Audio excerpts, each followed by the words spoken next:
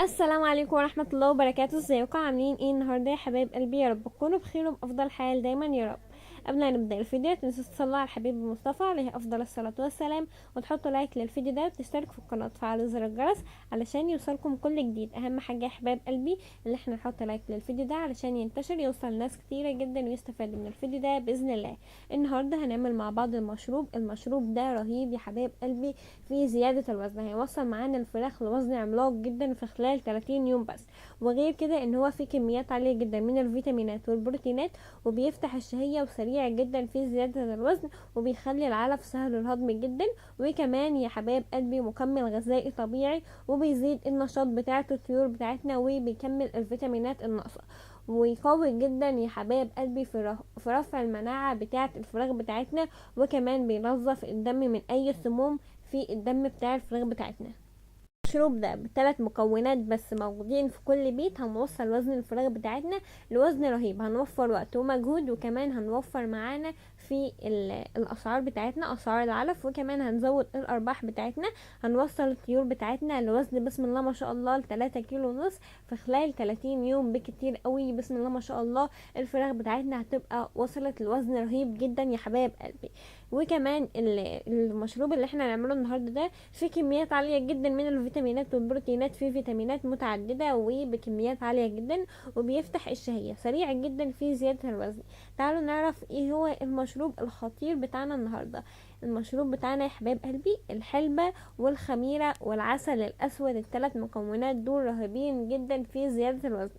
أول حاجة علشان نحضر المشروب بتاعنا، جبت 2 رطل من المية، عليهم معلقتين كبار من الحلبة، وحطيتهم يغلوا كويس جدا على النار. واهم حاجة ان احنا نكون مغطيين عليهم علشان الفوائد بتاعتها او الزيوت ما تطرش، ونسيبها متغطي عليها لحد ما تبرد خالص ونتأكد ان هي بردت خالص.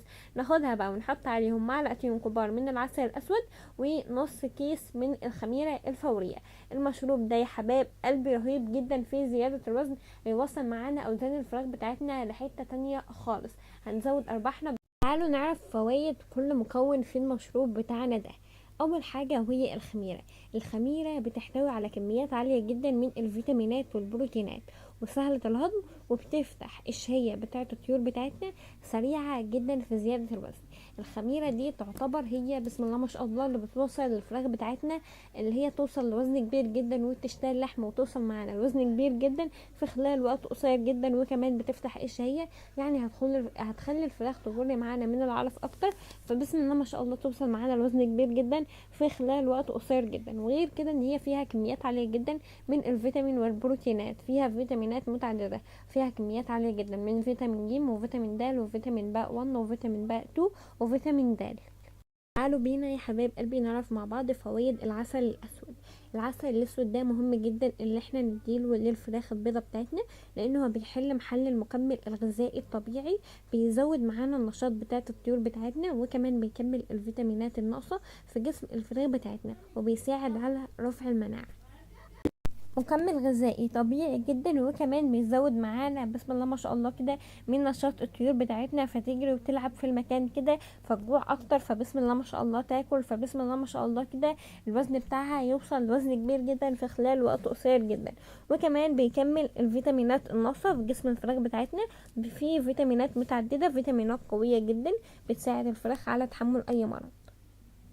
وكمان العسل الاسود ده مكمل غذائي طبيعي، وكمان بيكمل الفيتامينات الناقصه في جسم الفراخ بتاعتنا، وبيزود النشاط، ورهيب جدا في رفع المناعه بتاعه الطيور بتاعتنا. يعني الخميره سريعه جدا في زياده الوزن، رهيبه جدا في زياده الوزن، وكمان فيها كميات عاليه جدا من الفيتامينات والبروتينات.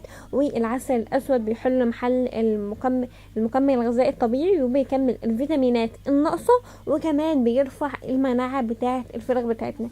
تعالوا نعرف بقى الحلبة بتعمل ايه. الحلبة دي مضادات للأكسدة، ومضادات للفيروسات والبكتيريا اللي بتيجي للفراخ في الأمعاء بتاعتها.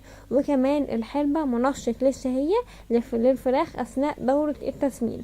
وكمان الحلبة بتعمل على تنظيف الدم من السموم، يعني بتطرد أي سموم في الجسم بتاع الفراخ بتاعتنا. وكمان منشط للشهية كده، فاتح للشهية، ومضاد للفيروسات والبكتيريا اللي بتيجي للأمعاء في الفراخ، اللي بتيجي في امعاء الفراخ بتاعتنا، ومضادات للاكسده. يعني بسم الله ما شاء الله. شايفين المشروب ده؟ المشروب ده يا حبايب قلبي رهيب جدا، رهيب جدا في فتح الشهية وفي رفع المناعة وسهل الهضم، ورهيب جدا بقى في زيادة الوزن. بسم الله ما شاء الله. الفراخ بتاعتنا هتوصل ل3 كيلو ونص في خلال وقت قصير جدا، وقت خلال 30 يوم. هنوفر معانا وقت وهنوفر مجهود وهنوفر فلوس العلف اللي ممكن الفراخ بتاعتنا يجيلها برد، او ممكن الفراخ تكون فرزة تانية او تالتة، فالفراخ تقعد تاكل معانا كده والوزن بتاعها ما يزيدش ولا اي حاجة. اهم حاجة واحنا بنشتري الكتكوت بتاعنا ان احنا نجيبه من واحد واثقين فيه. وتاني اهم حاجة ان الفراخ بتاعتنا ما يجيلهاش برد، سواء وقت التحضير او ما بعد كده. اهم حاجة ان الفراخ بتاعتنا ما يجيلهاش برد، لان لو الفراخ بتاعتنا جالها برد فاحنا نرميها بقى في الزبالة احسن، لان مفيش اي حاجة هتعالج البرد بتاع الفراخ بتاعنا ده. لو حطيت لها ايه يعني هتفضل بقى فاقد الامل فيها، لان هي هتفضل تاكل والوزن بتاعها بسم الله ما شاء الله ما يزيدش خالص. هنصرف فلوسنا، يعني شكارة العلف دلوقتي ب600 جنيه، فالفراخ بتاعتنا هتفضل تاكل من العلف والوزن بتاعها ما يزيدش خالص، ولا هتلاقيها بقى قاعدة بتعطس. هتصرف عليها فلوس للأدوية، فلوس للنشارة، فلوس للكهرباء، فلوس للعلف، للمية، للخلطات اللي انت بتجيبها، وهتخسر فلوسك لان الفراخ جالها برد وانت صغير بقى وهي صغيرة، فانت ما حافظتش عليها وهي صغيرة. فاهم حاجة؟ اللي احنا تحضين الفراخ بتاعتنا نحضنها كويس جدا، ونظبط درجة الحرارة، ما نفتحش الابواب كتير، ما نفتحش شبابيك كتير، علشان الفراخ بتاعتنا ما يجيلهاش برد.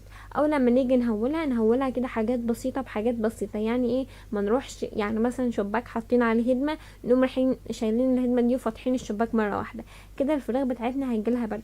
ممكن نشيل الهدمة ونسيب الشباك مقفول، نفتح ضرفة، نحط خشبة كده سادد كده، يعني نديها للفراخ شوية بشوية. ما ينفعش نديها لهم كده مرة واحدة عشان الفراخ بتاعتنا ما يجيلهاش برد يا حبايب قلبي. المشروب ده يا حبايب قلبي اللي احنا عملناه النهارده ده سريع جدا. الخميرة دي بتحتوي على كميات عالية جدا من الفيتامينات والبروتينات، سهلة الهضم، بتفتح الشهية، سريعة جدا في زيادة الوزن. فوائد العسل يا حبايب قلبي، العسل يعني مهم جدا للفراخ. يعني انا بحضن عليه وبحط الفراخ عمر 15 يوم لحد يعني من عمر يوم لحد عمر البيع بتاعي.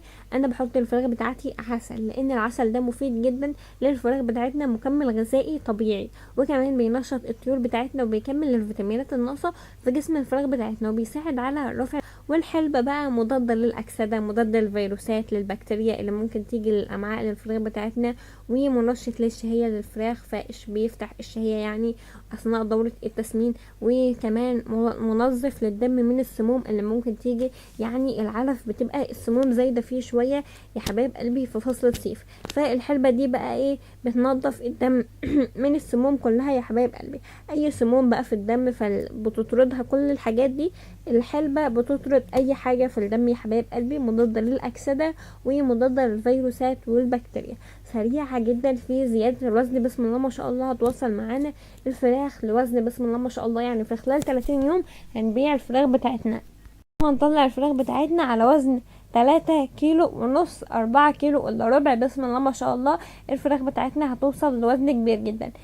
النهارده عامله الفراخ بتاعتي 24 يوم، بسم الله ما شاء الله الوزن 2 كيلو الا ربع، كيلو ونص. يعني ده في خلال اللي هو 24 يوم ده وزن بسم الله ما شاء الله.